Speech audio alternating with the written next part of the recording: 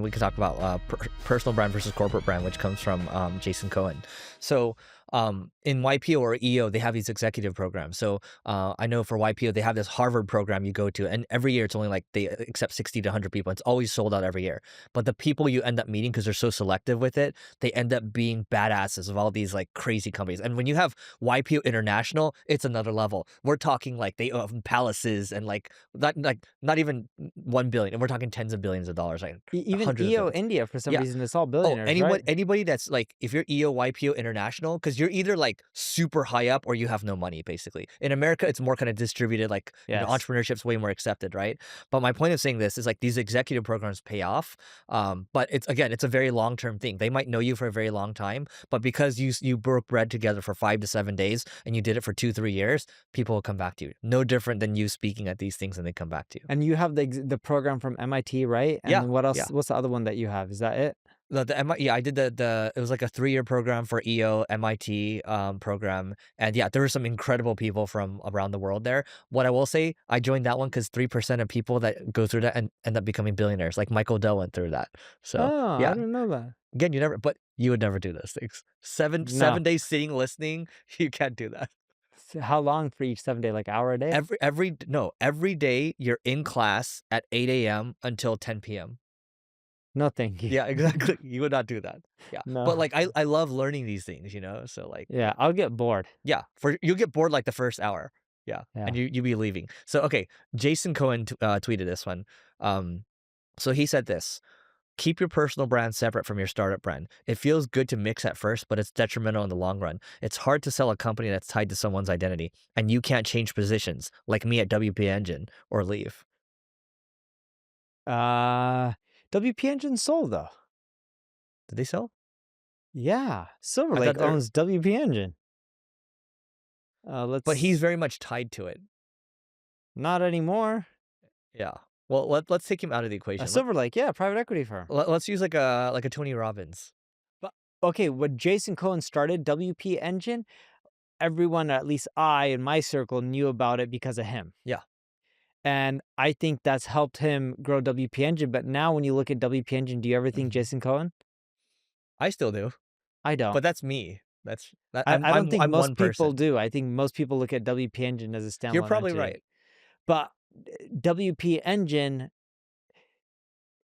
had his own brand.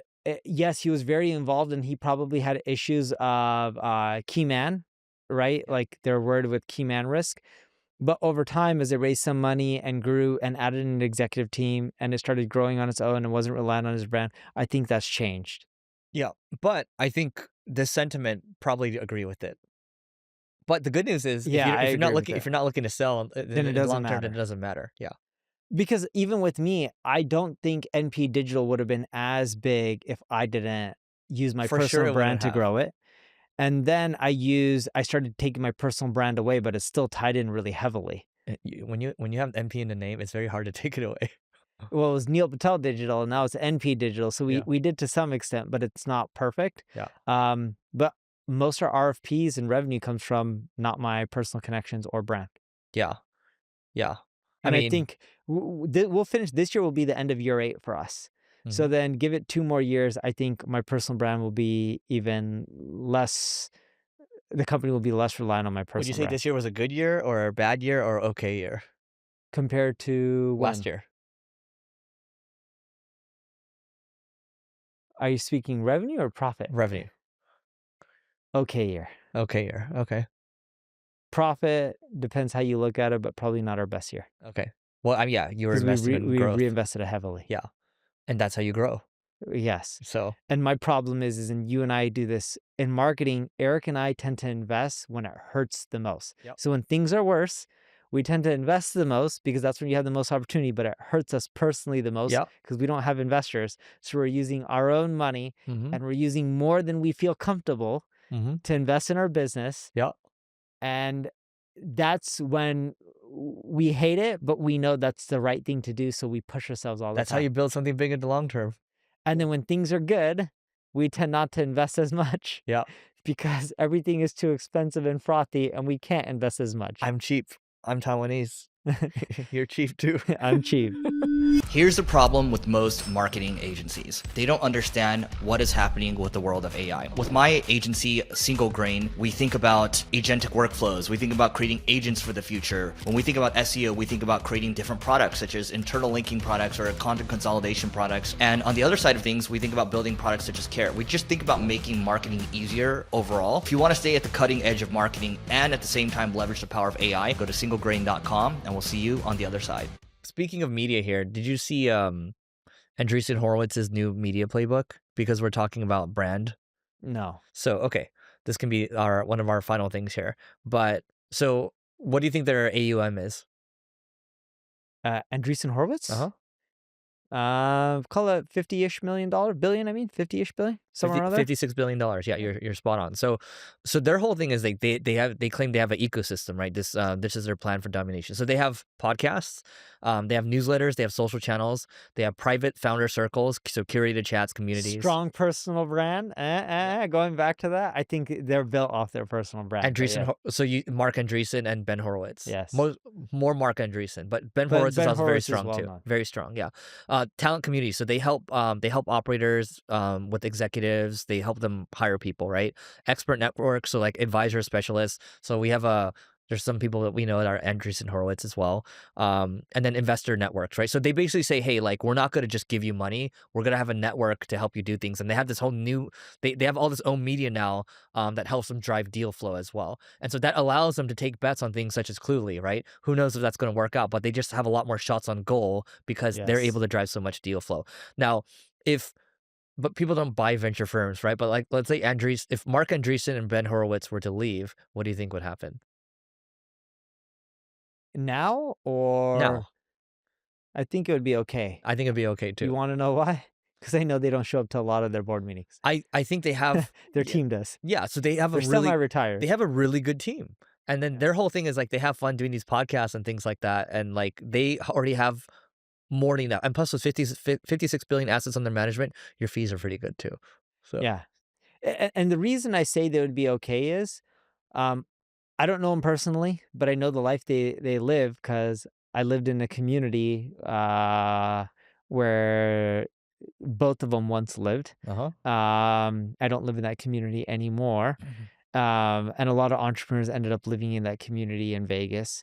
But, like I wouldn't say they're retired. They're not grinding it out like they used to. I'm not either. They're, of course, way better off than I am, but they're much older as well. I'm not saying I'll get to where they are either. They did the right thing, in which if you look at their company now and if they leave, the reason I think it will be okay is because they set up a good infrastructure with a good team. And that's what you want, because I don't have $56 billion and their $56 billion is not from one person, it's from many people in pension funds and sovereign wealth funds and endowments. They've set it up where if they get hit by a bus, I don't wish that upon them. I hope they live for a very long time. Their business will be okay and still do okay. And I think that's the key. No one would want to give you tens of billions of dollars and have key man risk. And I think they set it up where it can survive without them at this point. Dude, who do you think is older, Ben Horowitz or Mark Andreessen? Ben Horowitz is older. How old do you think Ben Horowitz is? I think he's like 5 or 6 years older than Mark. Yeah, but how old do you think he is? Ben Horowitz, 56, 60? 59. So he's 59, and then Mark Andreessen's 54. I didn't know, because Mark Andreessen's the Netscape guy. I didn't know that. Yeah. Yeah, but they're both quite a bit older. Yeah. So they started Andreessen Horowitz around the time that roughly at my age. Because they started in 2009. What are you, 40? No, they started at 16. So they're roughly 16 years old. Got it. Yeah, it's like me starting a company at 40. Yeah. Although they had much better prior success than I did. They're both, I would say they're both better entrepreneurs. And by the way, everyone has their own journey too. So everyone can compound in their own way. No, I'm pretty sure they're better entrepreneurs. Everyone has their own journey. But you said they started at age what, 16? Them or me? You started at what age? 16. Okay. I don't know what age they started. So Mark Andreessen was really young when Netscape first started. I think he was like very early 20s. And so he must have been tinkering before that too. Yeah, but they also sold a company to Cisco in between. And we I can believe also it was say like Cisco. Russell Brunson likes to talk about the opportunity vehicle. So like he had a nice opportunity vehicle with Netscape. So Let's see. What was the company that he ended up creating? One of them sold to Cisco or something like that, right? LoudCloud. Loudcloud's offered enterprise opsware to 63. No, there was another one at the end of that. Opsware, Hewlett Packard. They sold to Hewlett Packard. Okay, so he sold for 1.6 Netscape billion. to AOL for 4.2 billion. Okay. And then LoudCloud Opsware, which is what you're just talking about, Hewlett Packard for 1.6 billion. Yeah. So and then I didn't know he co-created Mosaic, the precursor to Netscape, while he's still a student at the University of Illinois. So let's call him 18, 19 years old when he started. Yeah. So, yeah. They're both good operators. I've learned a lot from them, not directly because I don't know them, but I've learned a lot from them by just listening to their stuff online. Yeah, their stuff is good. Anyway, guys, that's it for today. Please don't forget to rate, review, subscribe, and we'll see you tomorrow.